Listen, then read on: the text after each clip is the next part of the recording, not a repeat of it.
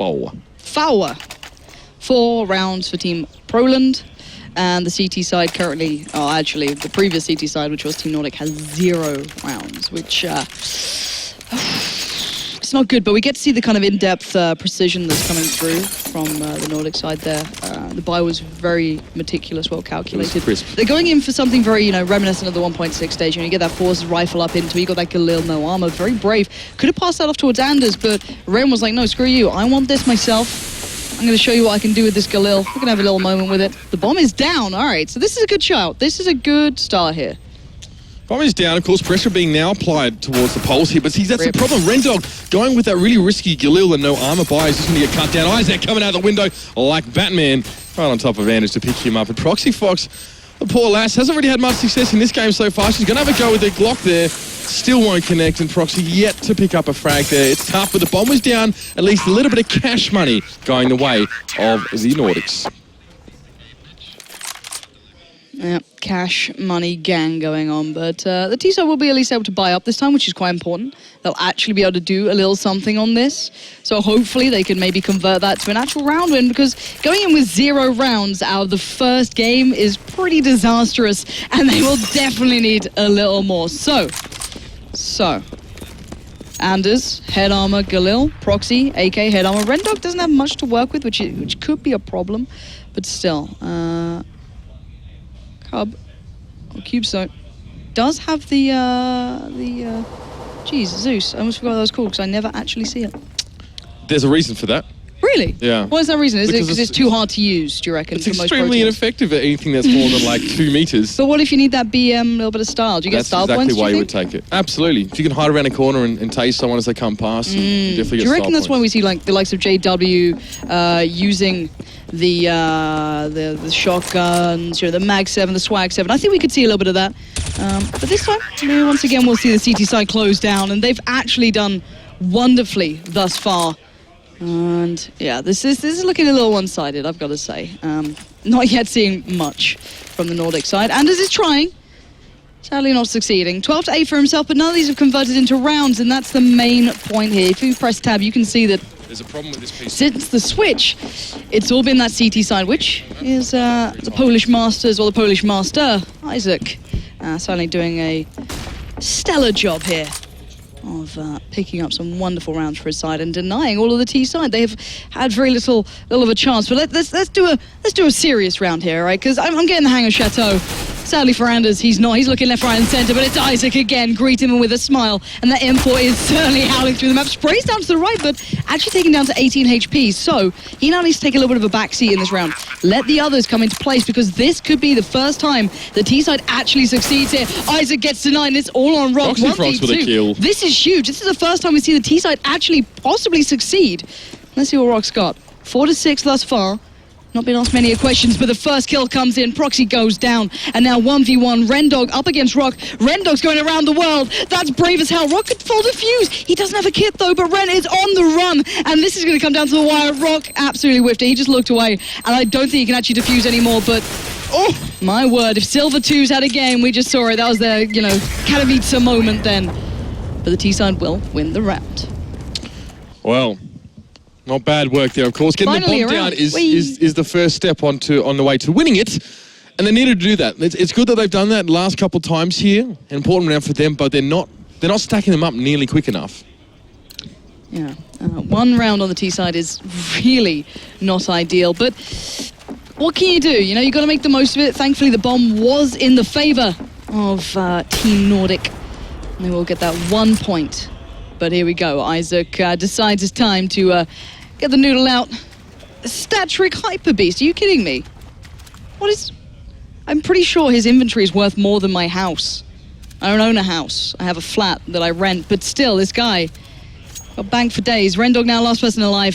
1v2. You got Isaac still prowling around with that orb. You got Rock there with 2 flashes and the M4 to boot, just in case you needed more firepower. And look like try and go for a little sneaky plant then in the foliage. Not actually an option in this map.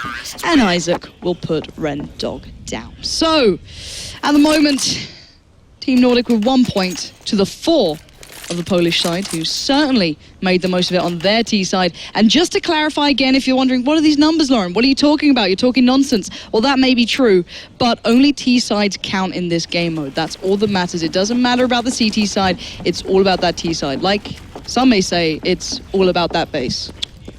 You've been seeing that all morning. You're just looking for a chance to pick that up. I got Zoe and Toby judging me. Like, you can't see them at home, but they're just sat in the corner like, ha ha ha, this isn't Dota. Point is, what's the point? You might know. I'm making a few points, right? I'm bringing these out. Several? Coming with the hard-hitting anecdotes.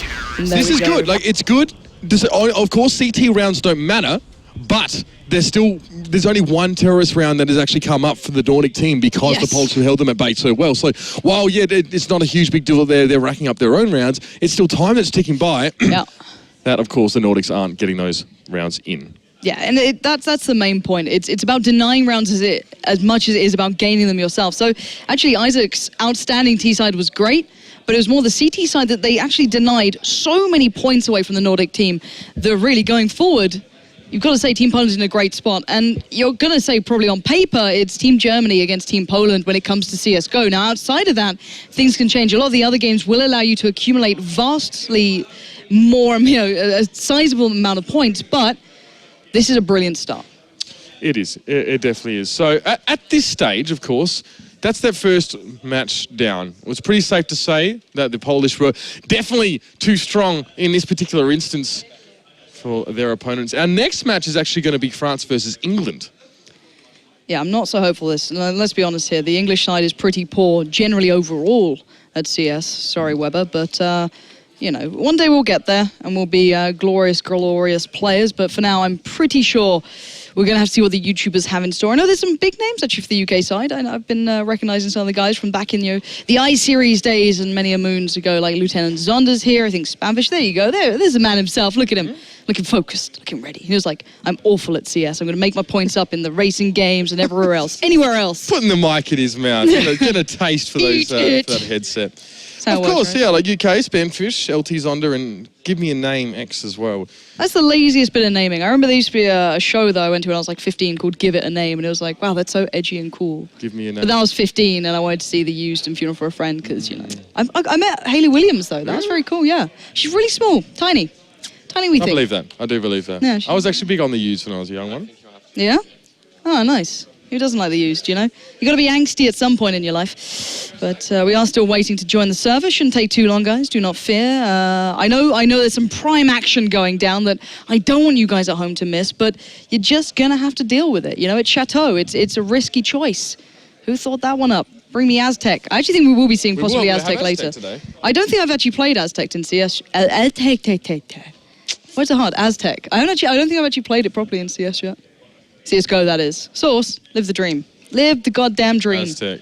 It's a beautiful map, though. It looks really nice. I have played it a little bit in CSGO, actually. Trying to, get my missions out of the way. Yeah? Oh, you're a mission kind of guy?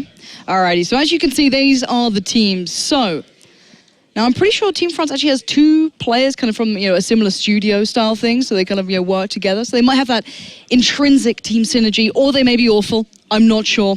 But for the UK side, I'm going to be looking at Lieutenant Zonder. I'm going to put him under pressure. Why?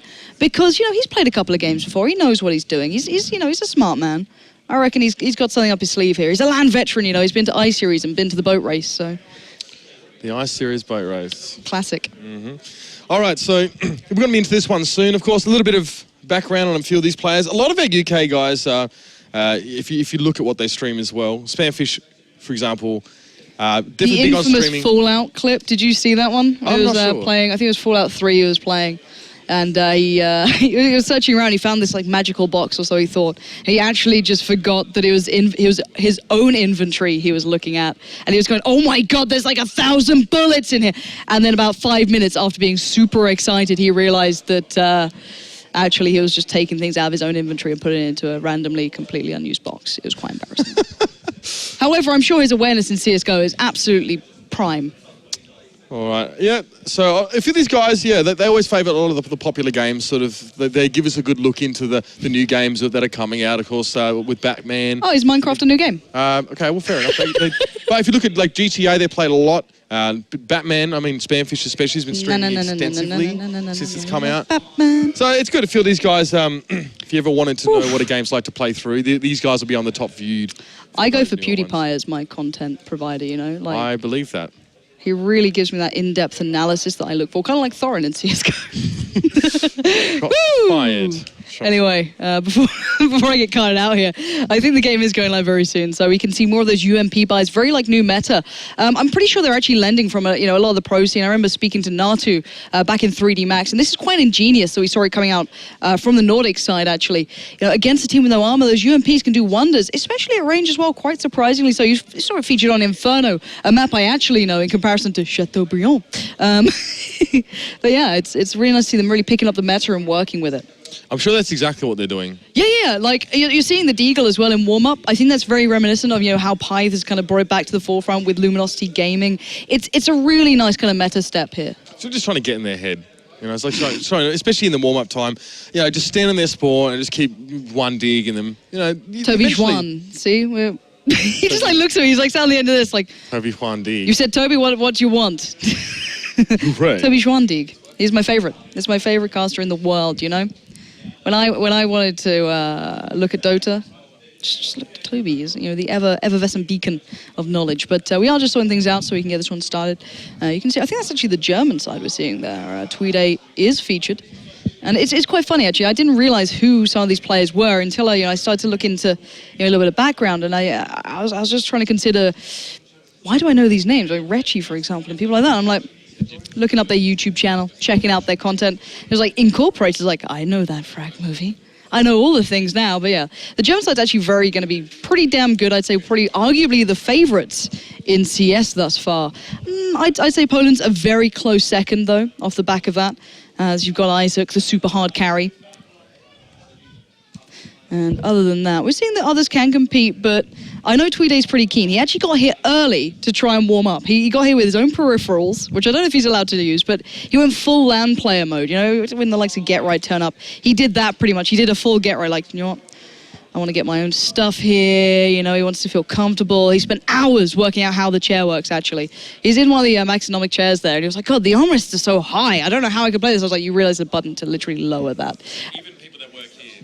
Yeah, it's a confusing one. Even people that work here, though, don't even know how to use them. We've had some casts where our good friend Oliver, for example, will have one of his arms a little bit too high. Yep. It's quite difficult when there's more than one lever, I don't know how it's going to work. But looking at this lineup, I'm not sure who's going to win in this game. It could go either way here. You've got France against Englando. I'm English. I feel like I have to back them, but I probably shouldn't. And, well, I mean, if we have a look here, Lank and Terracid, a bit of a duo. Yeah. They streamed together. You reckon they've got that intrinsic teamwork just built towards I think that synergy is years in the making. Oh, I agree, and it's almost non-verbal by this point, right? Yeah, it's almost like a mind link going on as well. They know exactly what's happening. See, they have an understanding. It really reminds me of TSM, on Inferno, those beautiful pop flashes that, it was Carrigan, who normally plays on that B side, on the CT side, actually had to rotate over to A because the device got picked up. And then you saw those beautiful kind of timed flashes, pop flashes like that. I think we're going to see that here. I think we're going to see some really high-tier Chateau play. I think these people will be very flattered of how much you're comparing them to I think they're going to call me a liar and probably chase me out of the building pretty soon. But so far, I'm getting away with it. Not sure why. We'll find out. But we are just waiting on this one to start up. The teams, they get a little bit of a chance to warm up, get used to the setup, and just kind of get comfy. All right, well, the bomb is already down, to be fair, so I don't know how comfortable right now that the UK side is. They know they've really got a pressure on towards his bomb side, and Terracid are just waiting up just outside that window for the push on, and he's coming. Tank goes low to that one. Give me a name. Is getting aggressive, but time is running out, and I don't think the CTs even know they've got to get the bomb defused. And, well, they don't. The first T-side round is coming up already for Team France, and it's a great way for them to start things off. Yeah, and I think they actually struggled to find the defuse key. I actually can't wait to see that if they work it out. Wait, what are the numbers for the code? I can't put in the code. What is the password here? Please send help. Oh, see, I knew they're so up in the meta. We got the UMPs out, Brilliant. boys. Ah, Spamfish, let's go. Show me the money. See what the man can do with this one. So I really like the crosshair placement as well. Like, if he wants to like just shoot their feet, very good. nailed it. Watch Very it though, from tracing from that upper beam to the lower corner of the door. He's actually aim mapping while he's walking. Oh, that's just so preparing intelligent. himself. That's really, really smart. Yep. Just getting that muscle mind memory just sort of just linked up here as well. And give me a name. Actually finds Lane because he lurks quite far forward towards his CTs. And Spamfish is trying to shoot his own teammate. Give me a name is saying, what are you doing?